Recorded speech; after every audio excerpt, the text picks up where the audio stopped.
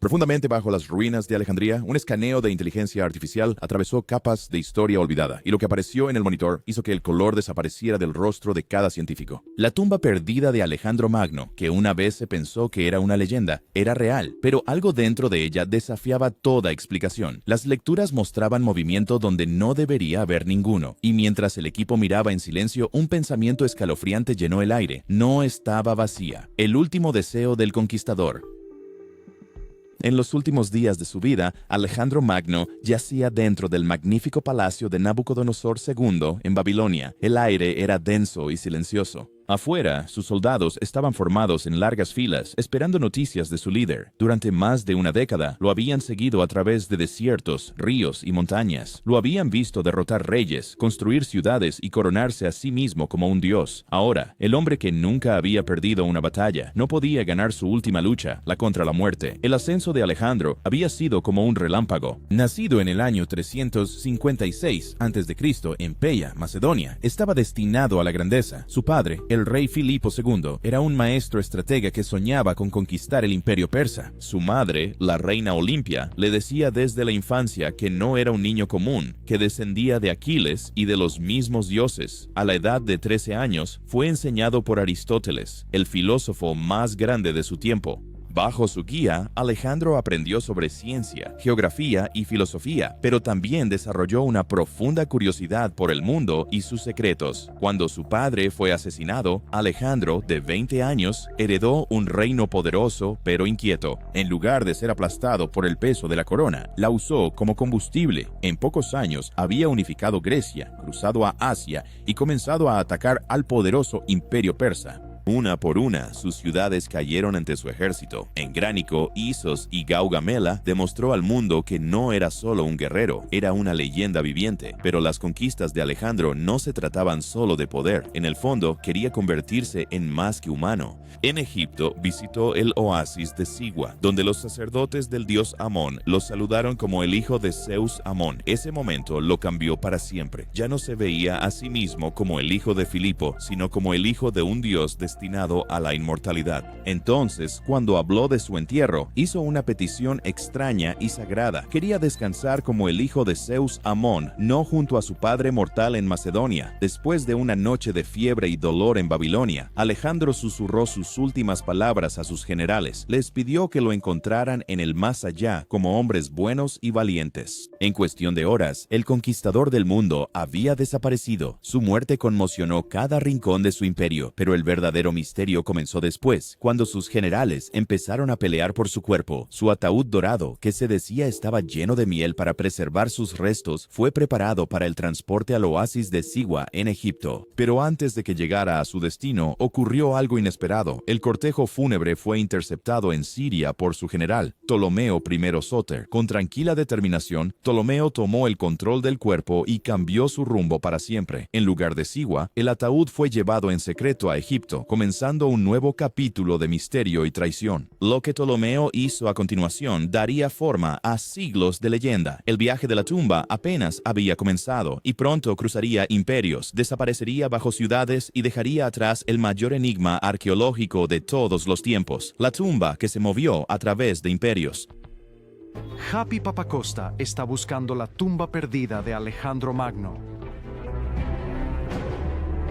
Encontrar la tumba de Alejandro es el sueño de todo arqueólogo. Cuando Ptolomeo se apoderó del cuerpo de Alejandro, sabía exactamente lo que estaba haciendo. Controlar los restos del conquistador significaba controlar su legado. Quien poseyera el cuerpo de Alejandro Magno podría reclamar autoridad divina sobre su vasto imperio. Entonces, en lugar de enviar el ataúd dorado hacia el oasis de Sigua como estaba planeado, Ptolomeo desvió toda la procesión fúnebre hacia el sur, a Egipto. La decisión cambió la historia. El ataúd dorado que llevaba el cuerpo momificado de Alejandro llegó primero a Memphis, la antigua capital de Egipto y el corazón del nuevo reino de Ptolomeo. Memphis ya estaba llena de templos y monumentos sagrados, y colocar a Alejandro allí tenía sentido político. La gente lo veía como el lugar de descanso de un dios. Visitantes de todo el imperio vinieron a ofrecer regalos, buscando bendiciones del hombre que una vez gobernó el mundo conocido. Pero Ptolomeo era ambicioso. Quería una tumba digna de un dios, no solo de un rey. Así que años después, el cuerpo de Alejandro fue trasladado nuevamente, esta vez a Alejandría, la gran ciudad que Alejandro mismo había fundado en el borde del Mediterráneo. Para entonces, la ciudad se había convertido en un símbolo de conocimiento y poder. Eruditos griegos, sacerdotes egipcios y viajeros de todos los continentes la llamaban hogar. En el corazón de esta ciudad, los descendientes de Ptolomeo construyeron un gran mausoleo. El antiguo geógrafo, Estrabón, lo describió más tarde como el Soma, un nombre que simplemente significa cuerpo.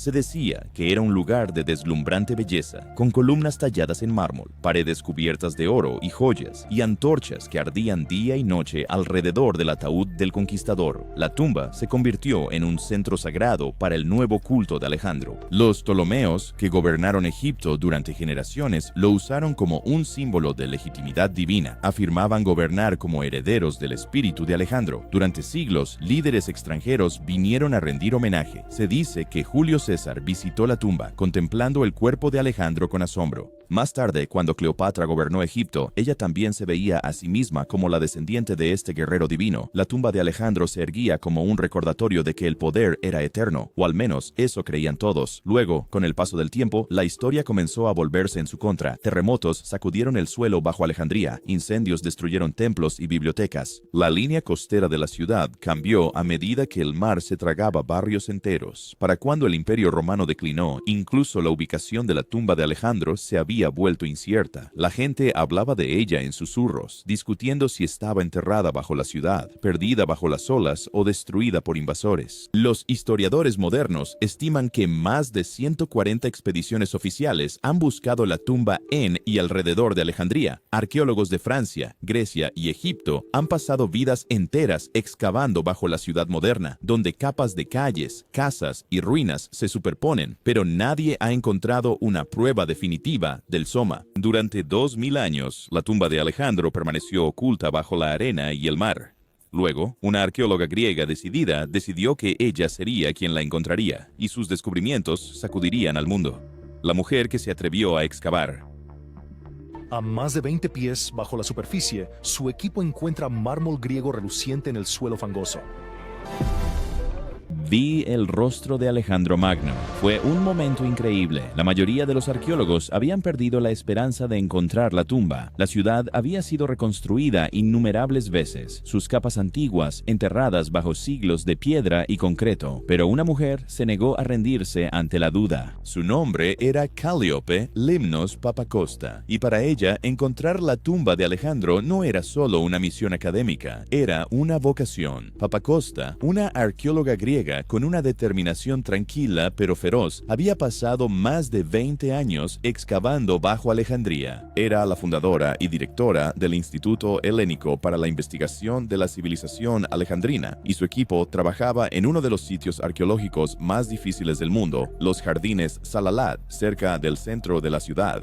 Bajo este parque público, ella creía, yacían los restos del antiguo barrio real de Alejandría, el área donde se decía que estaba la Soma, la tumba de Alejandro. El nivel freático de la ciudad era alto y cada excavación se llenaba rápidamente de agua subterránea. No se podía usar maquinaria pesada debido a los edificios modernos encima, así que el equipo de Papacosta usaba herramientas manuales, bombas y pura resistencia. Día tras día, luchaban contra el barro y el agotamiento, removiendo siglos de escombros con la esperanza de vislumbrar siquiera un poco de mármol helenístico o piedra antigua. En 2015, su paciencia finalmente dio frutos. A una profundidad de 10 metros descubrieron una estructura pública masiva que data del periodo tolemaico, precisamente la era de los sucesores de Alejandro. La estructura tenía túneles tallados y enormes cimientos de piedra. No era solo otra ruina, era parte del distrito real. Este descubrimiento fortaleció la creencia de Papacosta de que estaba excavando en el lugar correcto. Luego, llegó el momento que hizo titulares en todo el mundo.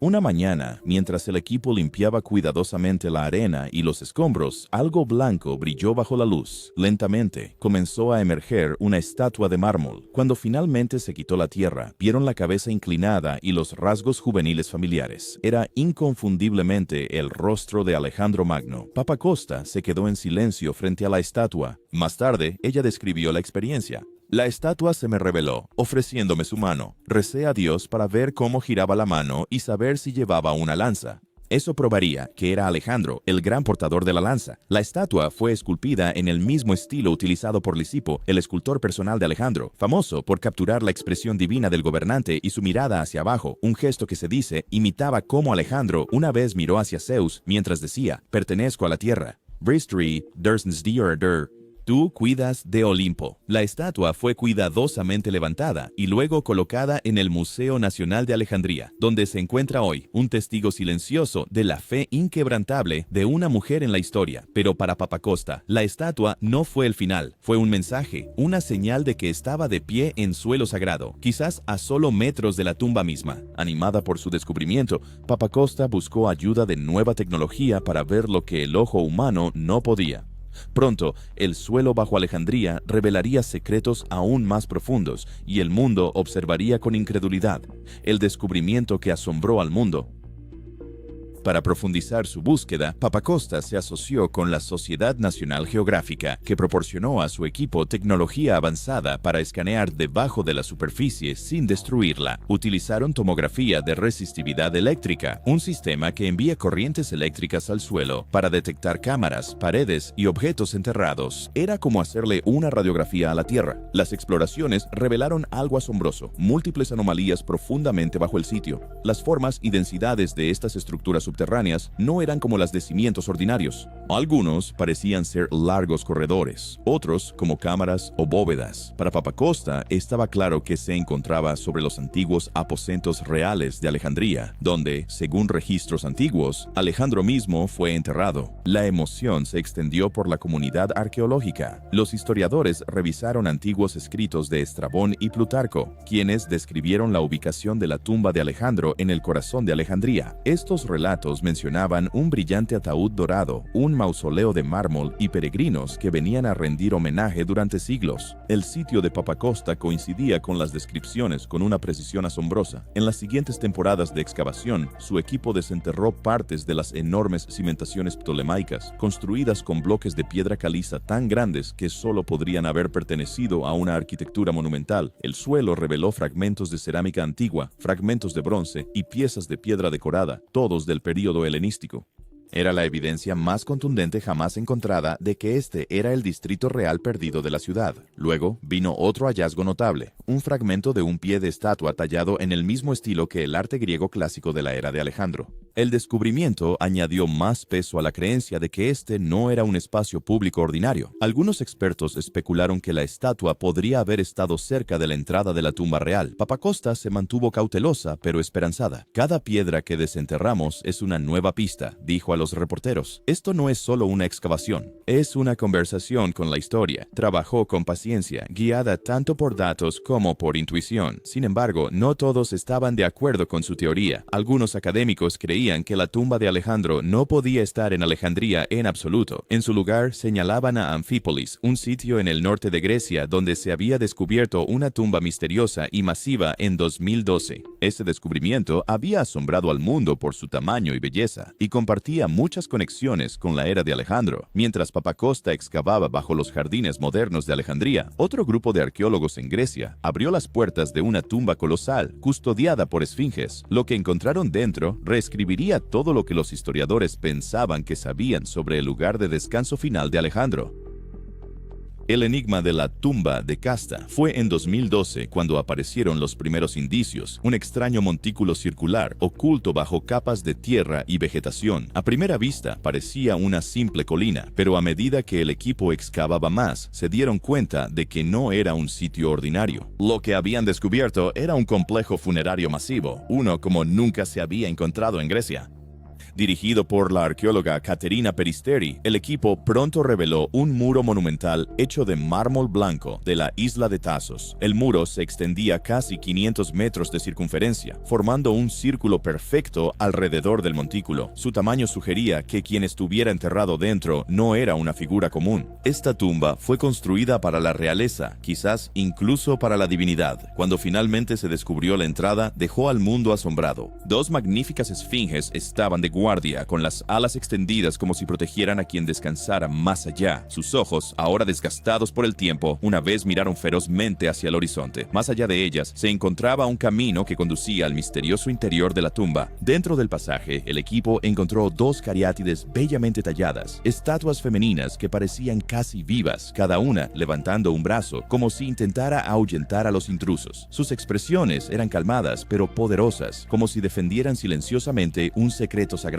Cuanto más se adentraban los arqueólogos, más magnífica se volvía la estructura. En el corazón de la tumba yacía un suelo de mosaico hecho de pequeñas piedras de colores que representaban una escena inquietante, el rapto de Perséfone por Hades, el dios del inframundo. El simbolismo era inconfundible. Representaba el viaje de la vida a la muerte, de la tierra a lo divino. Era un mensaje poderoso, uno que encajaba perfectamente con la leyenda de Alejandro, el hombre que creía ser hijo de Zeus y buscaba la inmortalidad más allá de los límites mortales. Luego, en la cámara más interna, el equipo hizo un descubrimiento impactante. Encontraron los restos de 5 individuos, 2 hombres, una mujer de más de 60 años, un recién nacido y una persona cuyos huesos habían sido cremados. Junto a ellos había piezas de un ataúd de madera, ornamentos de oro, monedas y fragmentos de armadura. Expertos de todo el mundo debatieron furiosamente quiénes eran estas personas. Algunos creían que la anciana podría ser Olimpia, la madre de Alejandro, una figura conocida por su poder y ambición. Otros pensaban que podría ser Roxana, su esposa, o incluso uno de sus leales generales. La cronología encajaba perfectamente, finales del siglo IV a.C., exactamente el periodo de la muerte de Alejandro. La tumba era lo suficientemente grandiosa para un rey, pero lo suficientemente misteriosa como para confundir incluso a los eruditos más experimentados. Los símbolos tallados en las paredes, soles, escudos y crestas macedonias apuntaban hacia la familia real de Alejandro Magno, y sin embargo, no había prueba directa de que el propio conquistador hubiera descansado allí. Aún así, comenzaron a difundirse susurros en el mundo arqueológico. ¿Podría ser esta la verdadera tumba de Alejandro? ¿O fue construida como un santuario para honrarlo? Un lugar para que aquellos más cercanos a él descansaran junto a la imagen de su líder divino. La tumba de Casta, como se llegó a conocer, planteó más preguntas de las que respondió. Contaba una historia de sangre real, dolor y poder. Pero justo cuando los investigadores pensaban que habían llegado al corazón del misterio, nuevos descubrimientos en Macedonia revelaron otro secreto oculto, uno que podría acercarlos aún más a la verdad. En lo profundo de la antigua ciudad de Vergina, los arqueólogos abrieron una cámara llena de oro, armas y tesoros reales. Lo que encontraron dentro reavivaría el debate y quizás revelaría dónde realmente terminó el viaje de Alejandro. Secretos de las tumbas macedonias. Este descubrimiento comenzó hace décadas cuando arqueólogos que exploraban una serie de túmulos funerarios se toparon con un magnífico complejo subterráneo.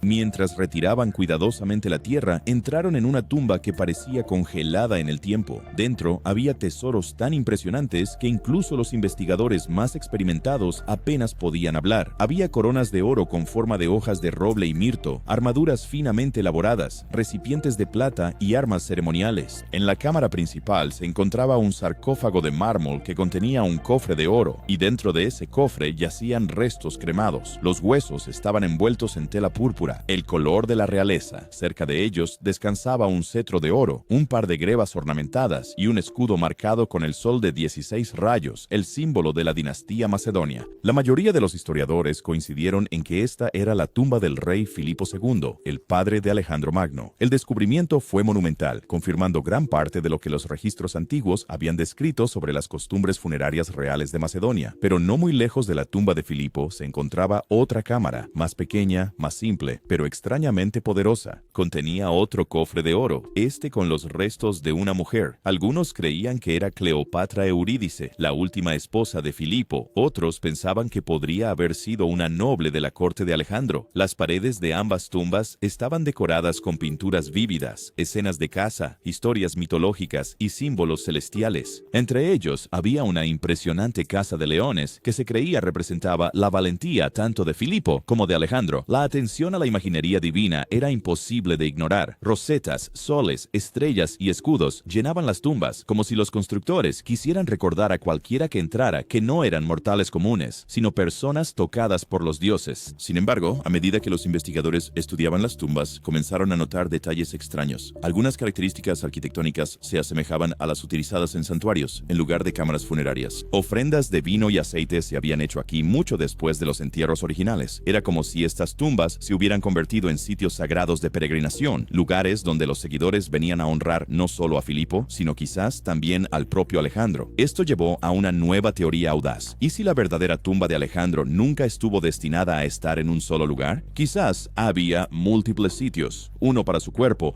otro para su espíritu y otros para su adoración. La necrópolis real en Vergina podría haber albergado reliquias, símbolos o incluso cenizas asociadas con él. Algunos expertos incluso sugirieron que la tumba más sencilla saqueada cerca, decorada con una pintura del rapto de Perséfone, podría haber contenido sus restos alguna vez. La imagen de Perséfone siendo llevada al inframundo reflejaba la creencia de que Alejandro había cruzado hacia la divinidad después de la muerte. Nadie podía probarlo. Sin embargo, las pistas seguían multiplicándose. Cada tumba, cada pintura, cada artefacto parecía susurrar que la historia de Alejandro no terminó en Babilonia, ni siquiera en Alejandría. Continuó en secreto, disperso por las tierras que una vez gobernó. Ahora los científicos se preparaban para usar inteligencia artificial para escanear el suelo, analizar ruinas y descifrar pistas antiguas ocultas en capas digitales de tierra y texto. ¿Podría este nuevo poder finalmente revelar dónde descansa realmente Alejandro Magno?